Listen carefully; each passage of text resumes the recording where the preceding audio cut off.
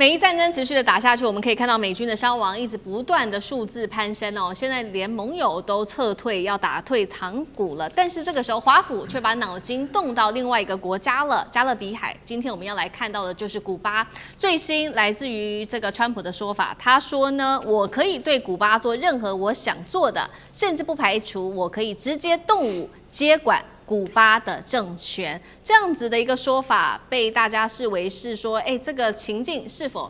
否过去也曾经发生过呢？因为我们看到了今年的这个从委内瑞拉再到伊朗到今天的古巴，好像剧本都差不多。现在古巴正好也陷入在能源危机当中，包括了全国电网崩溃，是完全黑暗一片的，民生供应受阻，还有经济的压力越来越高，民不聊生。我们先来看到美国怎么样去接管，透过一些方式去接管国家的剧本。首先会通常是第一步做经济的封锁，切断限制能源、金融跟它的供应链，再来操纵它的舆论，让人家觉得说，当地啊真的是民不聊生，而且人权的议题非常的糟糕，所以这个时候美国就会做到政治施压了，要求反对势力的领导人赶紧下台负责任吧。再来最后则是派兵，不排除动武，来派兵正式的介入到该国去。所以现在伊朗战争都还没有收尾，川普已经想到古巴去了，是不是因为川普很需要在这个时候有一场可控的战争？因为伊朗的战争明显的是不可控的。委员怎么看？刚才思明给大家看到的这个美国政权轮替的剧本哦，就是标准的 CIA 的 SOP 嘛哦。就是一步一步照这样的方式来操作。其实我刚才说过，很多国家都经历过这种事情。当时国民党的政权，然后香港的雨伞花、乌克兰的政权，还有这个当时发生在阿拉伯半岛的这个茉莉花的革命哦，这颜色革命这些东西都是一样的故事啊。这背后通通都是 CIA 为了要颠覆那个国家的政权，为了要换一个听话的领导人，为了要换一个听话的这个政党上台，然后他们就做了这样的事情。那你说川普现在在古巴演这出戏为的是什么呢？那当然他极有可能哦，就是他需要一个短期之内就可以立刻取得的胜利哦，来掩盖他现在马上要持续陷入这个长期战争无法抽身的这样的一个状况哦。因为其实我们周遭认识很多做投资的朋友，我记得做投资的朋友跟我讲的一句名言，他说你要进场之前啊，就要先想能不能出场。他说：“如果你进场之前想不到怎么出场的时候呢，这一单你就别投了。”所以我相信当时川普在进场的时候，他有他的出场机制，他原本是有一套出场剧本的。他的出场剧本可能是用极限施压，然后逼着伊朗让步，然后最后就不战而屈人之兵，然后他就拍拍屁股走人了，就说：“你看，我把这个伊朗的核设施全部都处理掉了，然后伊朗也同意了，把浓缩铀交出来了。”显然，川普原本的打算是这样，可是没有想到，就像刚才孝伟哥说，他被推了一把，忽然之间莫名其妙就被推进去，要这个猎杀哈米尼跟几十个政要的那一场轰炸里头。然后呢，照这个美国自己的国务卿的说法是说，我们不能不动手啊，因为以色列已经要动了，如果以色列动了，这个伊朗也会攻击我们的，所以我们干脆先动好了哦。所以你看到这个当时这个美国自己的国务卿是这样讲的，所以那你回过头来看，川普就进入了第二个场景了，好吧？那既然动手了，他又开始想，天真的想，说我开始再来极限施压，我就把你该猎杀都猎杀，然后把你炸成一片焦土，把你海军、空军都摧毁了，然后你最后就会来跟我谈了。可是显然并没有，所以现在川普之所以没有办法出场，是因为他原本预设的剧本一项都没有成真。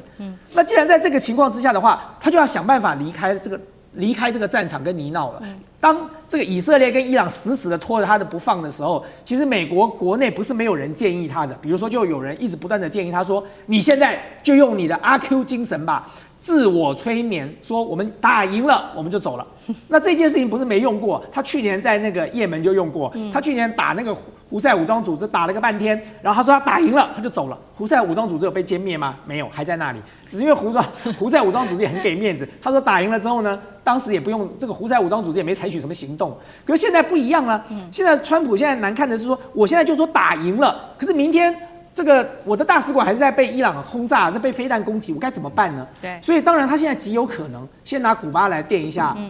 垫一下档嘛，就我既然这场战争我这个天长地久，短时间没有办法结束，可是我面临了我的期中选举啊，我现在必须要拉抬我国内的这个士气啊。那古巴就是个软柿子啊，在这个时候修理古巴对他来说是刚刚好的，就是能力上也做得到，然后看起来成功率也高啊。对，现在川普急需要一场就是可以控制的胜利的战争，所以现在锁定的是古巴。那刚刚讲的这一套这个掌控国家的剧本，不是有4步吗？针对古巴，现在已经来到了第1、2步，其实都已经做到了，包括经济上的封锁。那川普做的就是石油上面的封锁，在石油的禁运之下，现在古巴呢其实已经陷入到了大停电哦，尤其是在16号这一天，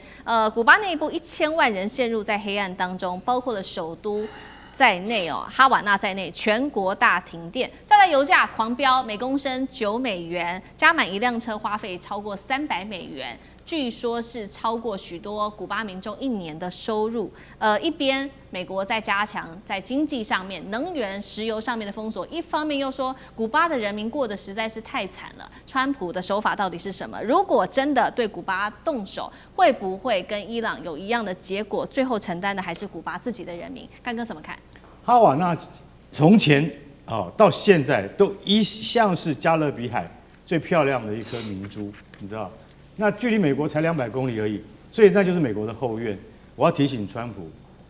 ，1962年的古巴飞弹危机啊，你要知道甘乃迪他1个礼拜不能睡觉，因为表面上美国舰队就是开到加勒比海啊，然后明白告诉你啊，你给我掉头，你不掉头，因为他船上都载着俄罗斯的飞弹啊，你给我掉头，你不掉头的话，我跟你讲，等一下就是开炮啊，我们等下就是击沉你。最铁的、最硬派的俄罗斯那时候领导人赫鲁雪夫，他说继续前进，苏联货船真的，他说不能再前进了，对方真的要开炮了。那所以后来你知道，在谈判的过程之中，其实最紧张的不是赫鲁雪夫，而是甘乃迪，因为甘乃迪要面临什么？要面临万一他不退的话，那就是第3次世界大战。当时所有的西方国家都有准备打第3次大战的心理准备了，所以大家要跟各位讲，然后这个我们现在讲的是1962年的古巴飞弹危机，那前1年发生什么？发生猪猡湾事件，也就是美国 CIA 策动的古巴难民打回哈瓦那去，结果一败涂地，被卡斯楚全部扫到海里去。所以你如果现在要军事介入，就第4项军事威胁，不排除动武。派兵介入，我可以告诉你，古巴绝对是你吞不下去的。你古巴就算让你吞到一半会卡在喉咙里面出不来。为什么？因为俄罗斯会介入。俄罗斯在70年前曾经这样子载着飞弹到你美国的面前的，你今天是用外交上面好不容易解决，差点引发第3次世界大战。现在古巴隔了这么多年了，你还要想要一口吞掉它？我相信川普，你要回去看看历史。看看甘乃迪当年的痛苦，还有最重要的是，现在1公升是多少？$9，270块台币啊！我们台湾现在1公升差不多才27、8块、30块台币，10倍啊！那古巴人民不是快要脱裤子了吗？好可怜哦，真的，我真的觉得古巴人民真的好可怜。美国的禁运可以造成一个国家接近真的民生困苦到这种地步，川普你还能够做出什么令人发指的事情出来，我实在无法想象。好，那川普能不能成功拿下古巴？刚刚还有一个关键就是，刚哥有提到的俄罗斯的角色。那俄罗斯最新已经表态，他会支持古巴了。只是现在的状况就是，俄罗斯跟古巴确实在地理位置上面比较远。孝伟哥又怎么看？那个俄罗斯要支援古巴，真的可以说是用鞭长莫及来形容。为什么？因为过去你说古巴为什么还能够撑到今天，就是在这个中美洲、中南美洲有很多国家跟美国基本上在政策上是采取对着做的这样一个方向。比如说今天刚棒球打赢美国的委内瑞拉，但这下委内瑞拉这个政权被美国这样弄倒之后，然后委内瑞拉石油现在也去不了古巴了。那你说俄罗斯的石油嘞？俄罗斯的这个石油，如果说你今天真的从这个俄罗斯的这个那个港口运到古巴的话你如果说你单纯来讲，第一2个礼拜跑不掉，第二，俄罗斯现在能够有多少的船能够让它的这个油免费把油运到这个古巴去？而且因为其实也因为俄乌冲突的关系那个俄罗斯的这个邮轮在地球上很多地方跑哦，并不是那么的这个顺利啊，很多地方去不了。如果去了哦，被这个西方盟国看到，我就把你抓起来。所以在大西洋上来讲，你说俄罗斯的原油呢要能够顺利的运到古巴去啊，虽然说哦，因为这个波斯湾的这个危机的高升荷姆兹海峡被封锁，所以让这个川普宣布了对这个俄罗斯的这个石油的这个禁令的稍微的这样的解禁，但并不代表说今天川普可以让俄罗斯的石油堂而皇之的从俄罗斯运到古巴里面去吧。所以对于古巴的这个人民来说的话，我觉得